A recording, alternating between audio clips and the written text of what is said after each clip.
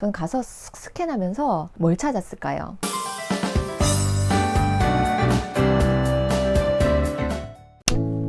안녕하세요, 디드나키입니다. 오늘은요, 여기 보이시는 각종 도서 전집들을 구매하는 것부터 어떻게 활용하면 좋은지까지 한번 이야기를 나눠보도록 할게요. 제가 얼마 전에 동네에 있는 작은 어린이 책방에 갔어요. 거기 가면 새 책부터 중고책까지 쌓아놓고 파는 데였거든요. 전 가서 쓱 스캔하면서 뭘 찾았을까요? 새 책 같은 중고책을 찾고 있었어요. 그런데 제 눈빛을 우리 사장님께서 읽으셨는지 요즘 부쩍 책을 찾는 엄마들이 많아가지고 중고책이 쑥쑥 빠져서 없다는 거예요. 그리고 새 책은 얼마든지 있대요. 저보고 새 책 사라는 거잖아요. 부쩍 많아졌다고 하는 거 보니까 코로나 때문에 우리 아이들이 집에서 머무는 시간이 굉장히 길어지다 보니까 그래서 수요가 많구나 딱 떠오르더라고요. 그래서 저는 거절을 잘 못하는 치명적인 결함 때문에 전집류를 2질이나 사게 됐고, 대신 낡은 중고책을 마치 사은품처럼 들리게 됐어요. 살 계획은 있었지만 살짝 과소비한 느낌? 그래서 오늘 말씀드리는 것은 전집을 살 때 어디서 어떻게 구매할 것이냐, 제가 추천드리는 것은 새 책 같은 중고책을 사는 거예요. 유아기를 지나고 나면 생각보다 아이들이 책을 그렇게 더럽게 보진 않아요. 우리 아기가 어렸을 때는 책으로 집도 만들고 막 그랬잖아요. 어느 정도 크고 나면 그렇지는 않고 우리가 허용할 수 있는 그런 정도? 그런 수준의 중고들이 많기 때문에 쇼핑의 능력을 한껏 발휘해서 똑같은 예산으로 더 많은 책을 살 수 있는 방법을 선택하는 게 좋을 것 같아요. 요즘 중고서점 같은 경우는 온라인도 굉장히 잘 돼 있잖아요. 그래서 저처럼 거절이 조금 힘든 성격은 인터넷으로 구매하는 게 가장 가격을 비교하거나 하기에 편하기도 하죠. 우리가 보통 구매를 하는 전집류를 보면 동화 전집류, 그리고 위인 전집류, 사회과학과 관련된 지식 분야, 그리고 역사, 요즘은 융화까지 이렇게 굉장히 다양한 분야가 있잖아요. 사실 분야별로 한 질씩 갇혀 있으면 가장 좋겠지만 금전적인 문제도 있고, 그리고 공간적인 문제도 사실 있잖아요. 가장 큰 고민은 이렇게 큰 돈 들여서 샀는데 우리 아이가 잘 활용할 것인가. 그런데 아이가 잘 보지 않을까봐 드리기도 전에 걱정하시면 안 돼요. 전집류의 종류에 따라서 활용하는 방법이랑 교체하는 시기, 이런 것들이 조금 다를 수 있거든요. 초등학생들 같은 경우는 학습과 관련된 전집류를 드리는 경우가 많거든요. 그런 학습 관련 전집류가 꽤 비싸잖아요. 그런데 실제로 아이들이 즐겨 읽을 만한 그런 책들은 아닐 수 있어요. 저희 집 같은 경우도 아이들이 책은 굉장히 많이 읽는데 학습 관련, 지식 관련 도서들은 스스로 찾아보지는 잘 않아요. 활용 방법을 달리 생각해야 돼요. 아이들이 뭔가 책을 찾아 읽을 때 학습 동기와 관련 지어주면 효과가 훨씬 더 상승하거든요. 무슨 말이냐면 우리 아이의 교과 학습과 관련돼서 필요한 부분을 찾아서 볼 수 있는 그런 느낌으로 봐야 돼요. 아이가 1권부터